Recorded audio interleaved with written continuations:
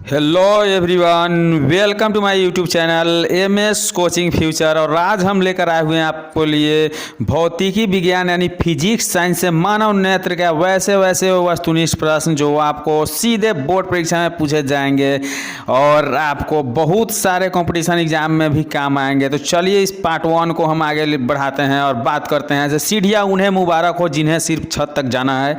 सीढ़ियाँ उन्हें मुबारक है जिन्हें सिर्फ छत तक जाना है, मेरी मंजिल तो आसमान है, रास्ता मुझे खुद बनाना है। दोस्तों तो चलिए बढ़ते हैं आगे और बात कर लेते हैं मेरे अपने यूट्यूब चैनल के बारे में। तो मेरा यूट्यूब चैनल है एमएस कोचिंग फ्यूचर। अगर आप अभी तक सब्सक्राइब नहीं किए हैं तो मेरे चैनल को सब्सक्राइब कर लीजिए और बेल आइकन को दबा दीजिए ताकि इसी प्रकार के मैं आपके सामने अलग अलग सब्जेक्टिव क्वेश्चन, ऑब्जेक्टिव क्वेश्चन और वीवीआई क्वेश्चन लेकर आते रहूँगा। तो चलिए बढ़ते हैं अगली प्रश्न की ओर और पहली प्रश्न आपको हम दिखाते हैं। तो चलिए देखा जाए कि पहली प्रश्न दिया हुआ है कि वर्ण विक्षेपण में किस वर्ण का प्रकाश सबसे अधिक होता है। देख रहे हैं वर्ण विक्षेपण में सबसे अधिक प्रकाश किसका होता है, यानी सबसे अधिक प्रकाश विचलित होता है। तो इसका सही उत्तर आपको दिया हुआ है बैंगनी, क्योंकि सबसे ज़्यादा झुकाव बैंगनी रंग में होता है वर्ण विक्षेपण जब प्रिज्म से होकर प्रकाश गुजरता है। तो चलिए आप देखते हैं दूसरे प्रश्न को।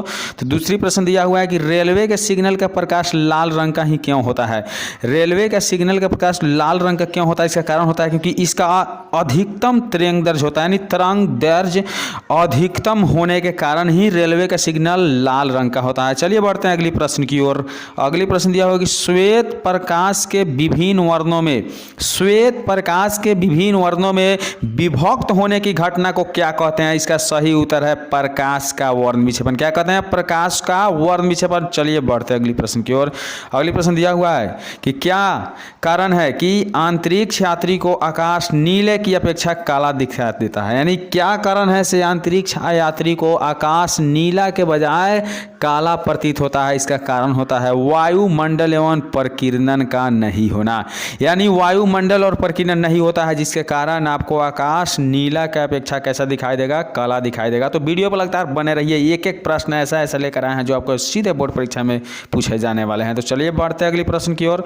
तो अगली प्रश्न दिया हुआ है कि अबिंदुकता दूर करने के लिए किस प्रकार के लेंस का व्यवहार किया जाता है।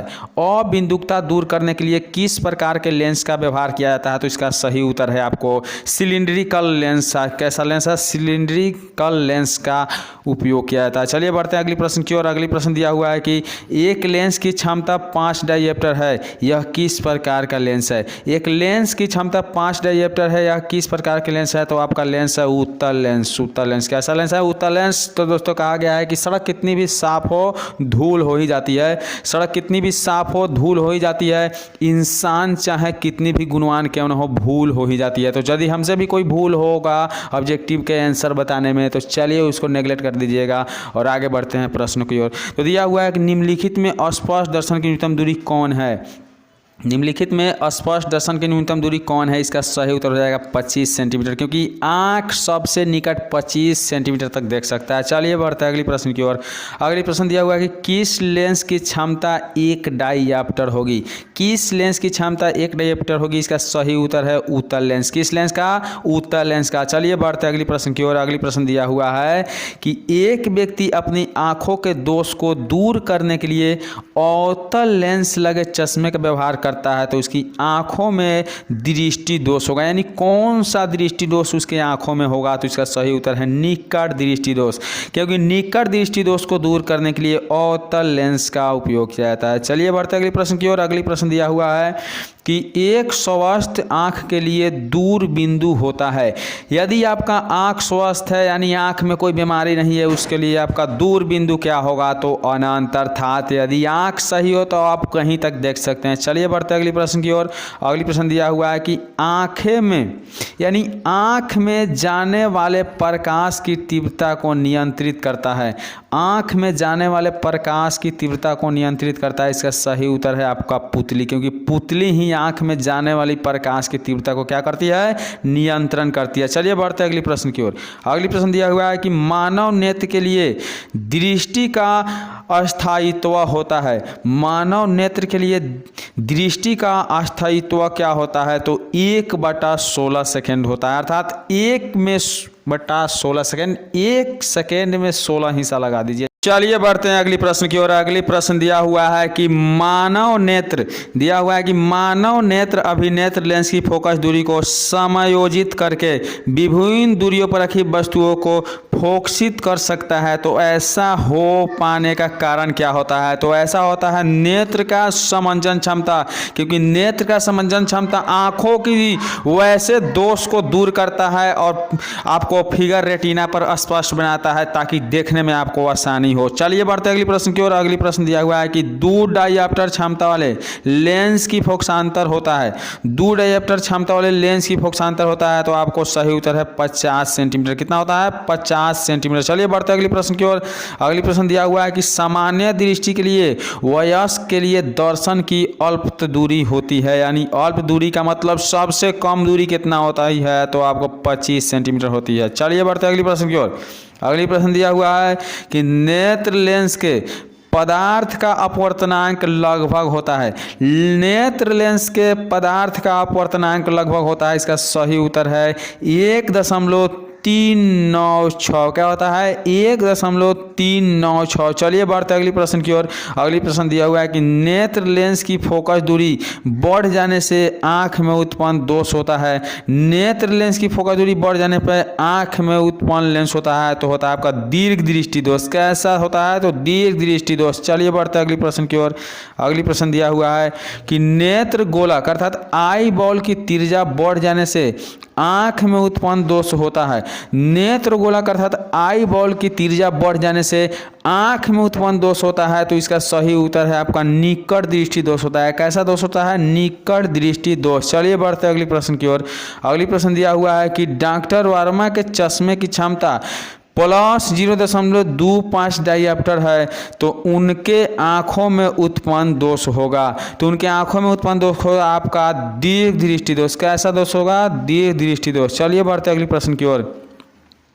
अगली प्रश्न दिया हुआ है कि दूरदृष्टि दोष वाले व्यक्ति द्वारा जिस चश्मे का प्रयोग किया जाता है उसमें लगे लेंस होते हैं, दूरदृष्टि दोष वाले व्यक्ति द्वारा जिस चश्मे का उपयोग किया जाता है उसमें लगे लेंस होते हैं, तो आपका सही उत्तर होता है उसमें उत्तल लेंस लगे होते हैं। कौन सा लेंस लगे होते हैं? उत्तल लेंस। चलिए बढ़ते हैं अगली प्रश्न की ओर।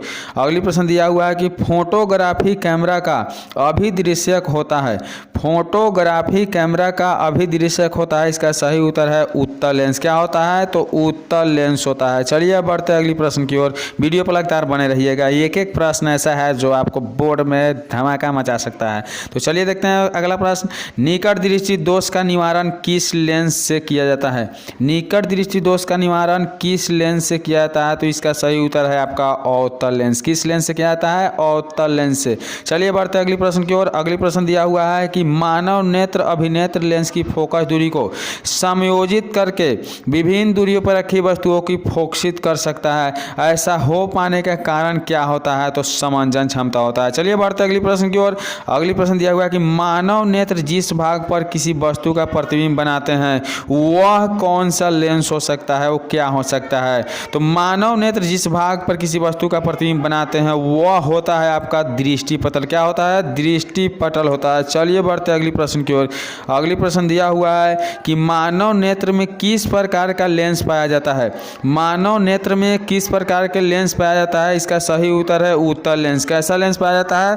तो उत्तल लेंस पाया जाता है। चलिए बढ़ते अगली प्रश्न की ओर। अगली प्रश्न दिया हुआ है कि मानव नेत्र द्वारा बने प्रतिबिंबों के लिए पर्दे का कार्य करता है, मानव नेत्र द्वारा बने प्रतिबिंबों के लिए पर्दे का कार्य क्या करता है, तो इसका सही उत्तर है आपका दृष्टिपटल। क्या कार्य करता है? दृष्टिपटल।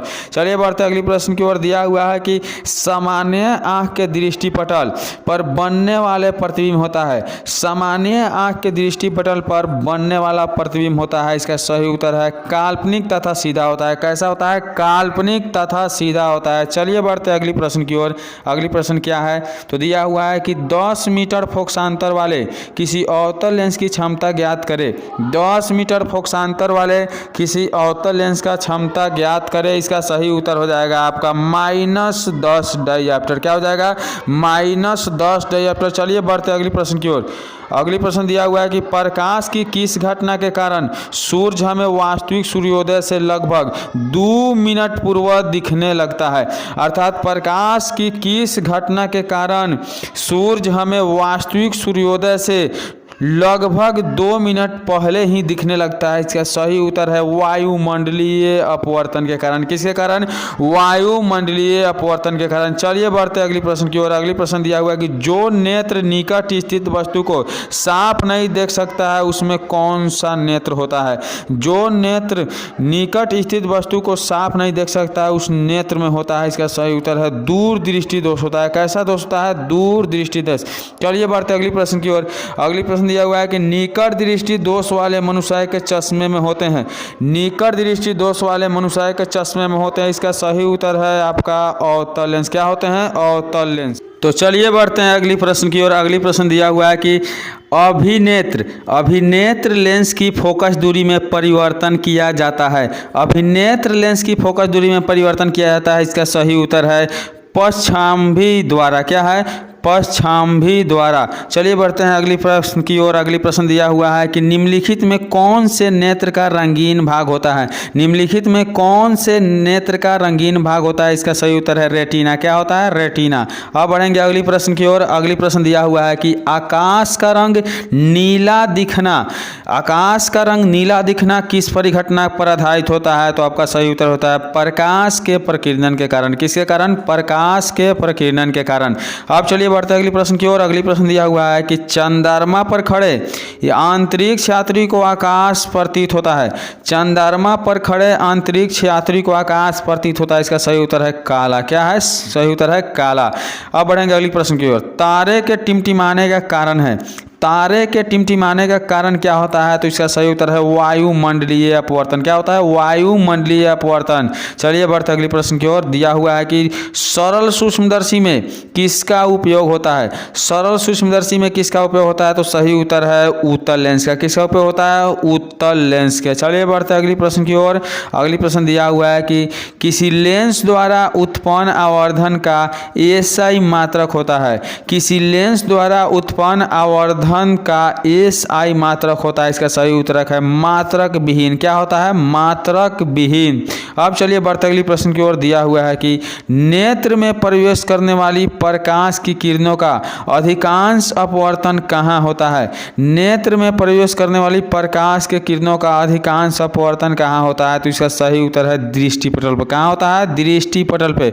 चलिए बढ़ते अगली प्रश्न की ओर। दिया हुआ है कि वायुमंडल में प्रकाश का कौन सा रंग अधिक प्रकीर्णन करता है? वायुमंडल में प्रकाश का कौन सा रंग अधिक प्रकीर्णन करता है? इसका सही उत्तर है आपको नीला। क्या है? नीला। चलिए बढ़ते अगली प्रश्न की ओर। दिया हुआ है कि निम्नलिखित प्रकाश के रंगों में से किस रंग का अपवर्तनांक अधिकतम है? निम्नलिखित प्रकाश के रंगों में से किस रंग का अपवर्तनांक अधिकतम है? इसका सही उत्तर है आपको बैगनी। क्या है? बैगनी।